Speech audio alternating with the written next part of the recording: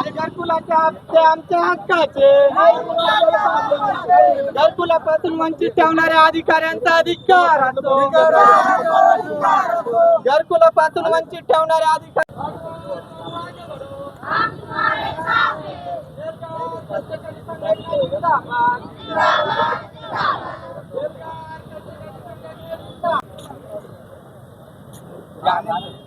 मंगलताई पुस्तक आणले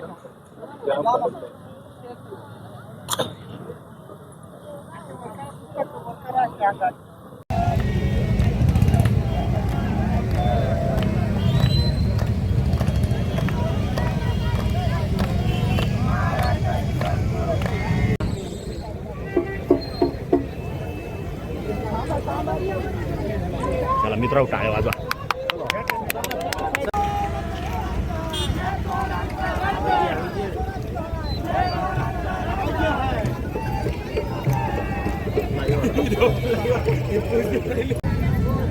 बोला.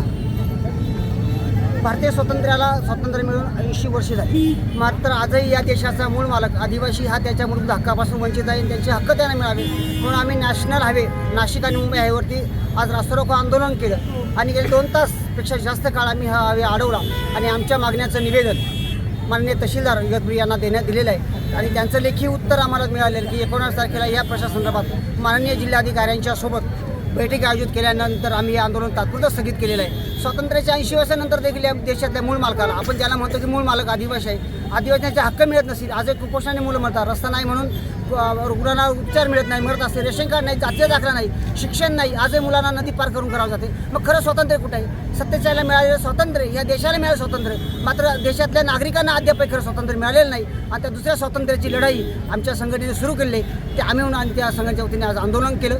आज लेखी आश्वासन दिले आणि आम्ही तात्पुरतं आंदोलन स्थगित केलं.